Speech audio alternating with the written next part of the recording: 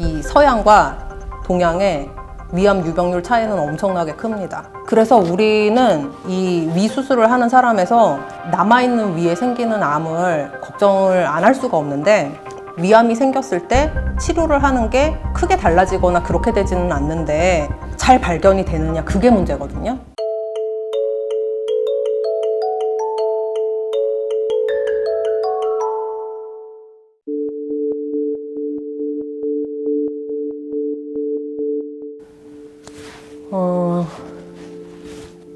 그거에 대한 걱정이 굉장히 많습니다, 실은. 자를 데가 없어지는 게 문제가 아니고요. 특히 일본, 우리나라 같은 데 위암 유병률이 굉장히 높거든요. 근데 서양은 위암이 별로 많지를 않잖아요.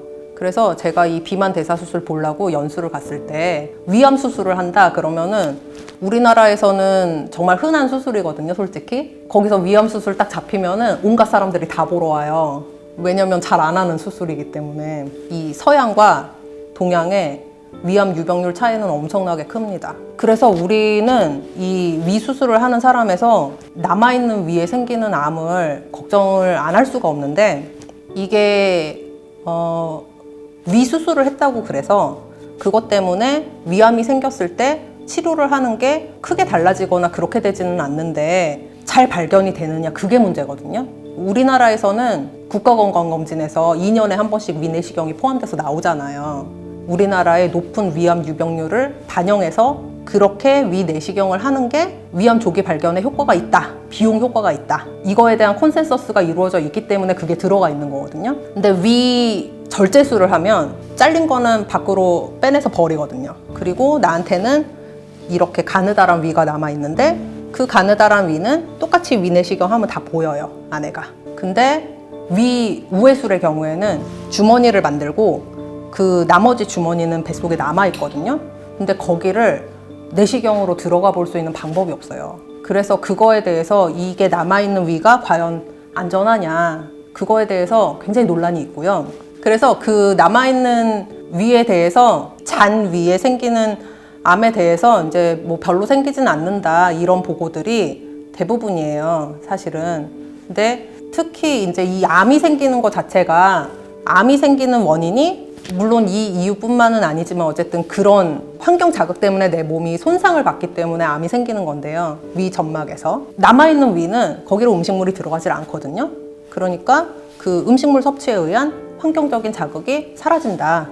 그러니까 남아있는 위에 자극이 덜하니까 남아있는 위에서 생기는 위암은 원래 내가 갖고 있던, 그냥 밥을 먹어서 거기 음식물이 계속 내려갈 때 갖고 있던 위험부보다는 훨씬 적다, 이렇게 얘기를 하는 사람들이 많죠. 결국 위내시경이 조기 발견을 하자고 하는 건데, 조기 발견할 수 있는 그런 루트가 막히다 보니까 잔 위에서 암이 발생을 했을 때 진단이 늦게 됐다든지 그런 거에 대한 두려움이 있는 거죠, 동양에서 수술할 때는.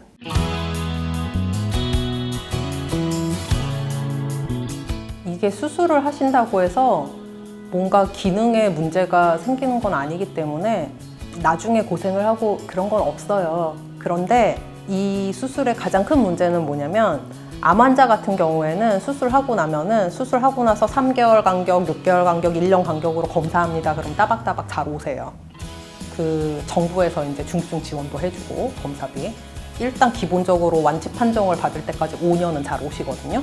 근데 이 비만대사 수술은 뭐 어쨌든 동반 질환이 있지만 대부분 건강한 환자들에서 이제 체중 감량을 목적으로 1차적으로는 하다 보니까, 수술한 다음에 그 추적 관찰이 잘 안 되는 경우가 많이 있어요.